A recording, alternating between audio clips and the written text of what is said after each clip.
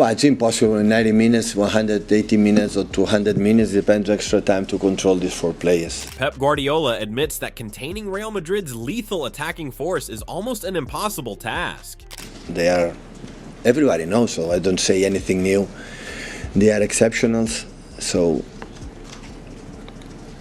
how they combine, how the runners, the ability in 1 against 1, how they keep the ball, so all 4 they are exceptional. So as the stage is set for another exciting encounter in the UEFA Champions League, all eyes turn to the looming clash between 2 European football heavyweights, Manchester City and Real Madrid. This is a fixture that never fails to deliver, with both teams boasting an array of talent and a rich history of success on the continental stage. As the upcoming match approaches, there is one clear challenge looming over Manchester City's preparations: how to contain Real Madrid's world-class attacking quartet. Pep Guardiola, the mastermind behind City's success, has already conceded that trying to control Madrid's attacking players for the entire match is an unrealistic goal. His approach to this seemingly insurmountable challenge is one of managing and limiting their influence on the game.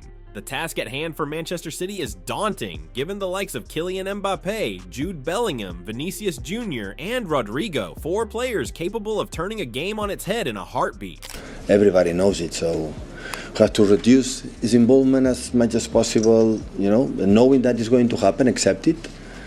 So I'm not expecting, because they have the courage to play. They have, of course, when they decide to play long balls, they are good, but after they have the ability, it doesn't matter what happens. To always be present with the ball, it doesn't matter the opponents are close, they have the ability to keep it and make an extra touches and extra passes. This upcoming match marks the 4th consecutive season that these 2 European giants will meet in the Champions League knockout stages. The rivalry has become one of the most intense in recent years, with each clash adding more layers to the drama. Manchester City, with their riches and star-studded lineup, have often been seen as the team that has the most to prove. On the other hand, Real Madrid are the ultimate masters of European football, with their unmatched legacy and history of dominance in the competition. The stakes are always high when these 2 meet, and this season's tie promises to be no different. Pep, it's the last 3 years you've met Real Madrid in the competition, and each time whoever's won this particular tie has gone on to lift the trophy. You've been involved in it, we've witnessed it, but is this the great Champions League rivalry of this current era, Manchester City and Real Madrid? I don't think so. We are in this, I would say in the last years, yes. We play 8 times, 4 times together. We have a good result, bad result, but we won 4, draw 3, lost 1, but at the end it was 2-2, go through. So in terms of the last decade, years, yeah, maybe. In preparation for the upcoming first leg, which will take place at the Etihad Stadium on February 11th, 2025, Manchester City must confront not only the attacking brilliance of Real Madrid, but also their own struggles in this season's campaign. While City remains one of the most formidable forces in English football, the team has not been without its challenges. Guardiola has been candid about some of the difficulties the team has faced this season, pointing to certain inconsistencies in their performances. However, the City manager remains confident that his players will rise to the occasion, particularly with the home advantage in the first leg. At the end, they are a huge competitor, so we know it. We faced many times with them, and how in the tough moments they bring the best of them, we know it, and of course we have to make 2 good games to go through. For their part, Real Madrid is not without its own set of challenges. The Spanish Giants have been hit with a spate of defensive injuries, which could affect their ability to field their ideal lineup. The injuries to key defenders such as Dani Carvajal, Eder Militão, David Alaba, and Antonio Rudiger have left Madrid's defensive setup in disarray. However, Madrid is accustomed to navigating challenges, and even without their key defensive stalwarts, they remain a formidable opponent. Ancelotti's side has been impressively resilient, and their attacking capabilities continue to make them a serious threat to any team in Europe. I don't know. So I think both teams had the problems in terms of injuries during the season. I think Madrid handled it much better than us, because still is top of the league and fighting against Atletico Madrid that show again one more year the consistency that they have. And Barcelona right now maybe is one of the best Barcelonas in not that period. So we're playing this season from is playing exceptional, and we can compare in the all Barcelonas, and still with that, Madrid is leader.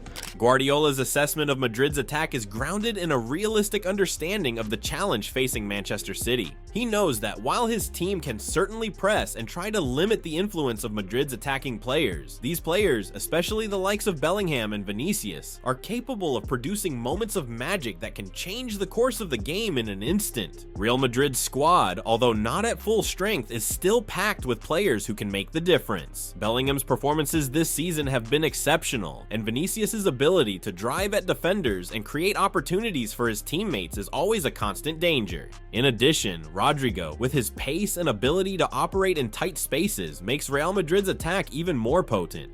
Real Madrid obviously had a very good attack when they came here last year with Vinicius and Rodrigo. Obviously now they've added Kylian Mbappe to the team as well. How highly do you rate that front three, and what will be the key to combating them tomorrow? Well, it's impossible in 90 minutes, 180 minutes or 200 minutes, depends extra time to control these four players. They are, everybody knows, so I don't say anything new. They are exceptionals. For Manchester City, this Champions League tie is about more than just neutralizing the threat posed by Madrid's attackers. It's also about executing their own game plan effectively. Guardiola has always prided himself on his team's ability to maintain possession, control the tempo, and break down defenses with fluid passing and movement. However, against a team like Real Madrid, who are so adept at exploiting spaces on the counterattack, City will need to be more disciplined than ever. The last thing they want is to allow Madrid to transition quickly and unleash their explosive attacking players into space. In this regard, it will be essential for City's midfielders, players like Kevin De Bruyne and Bernardo Silva, to not only create opportunities, but also to track back and help the defense in their efforts to contain Madrid. In the same time, we are going to try to impose our game, to be involved less as possible with the ball, and be smart, and especially in the first leg, the way you have to play. It's important to read what the tempo basically we have to play to get a good result for Bernabeu. In addition, Manchester City's defense will have to be at its absolute best. Ruben Diaz and Manuel Akanji have been solid for the club, but with Madrid's attacking riches, even the slightest mistake could prove fatal. Guardiola has emphasized the importance of keeping a high defensive line while ensuring that they don't leave themselves open to quick breaks from Madrid. In these types of high-profile matches, moments of individual brilliance from players like Haaland, who has been in blistering form this season, could be the difference maker. Haaland's ability to find space and finish chances with ruthless efficiency makes him a constant threat, and Madrid's defenders, despite their injuries, will need to be at their sharpest to cope with the Norwegian striker's menace. As always, the Champions League is a competition that has a way of bringing out the best in its participants. Both Manchester City and Real Madrid will come into this tie with the same goal in mind, advancing to the next round. For City, there is the added pressure of trying to finally secure that elusive first Champions League title, while Madrid's history and pedigree in this competition will make them hungry to add another European trophy to their extensive collection.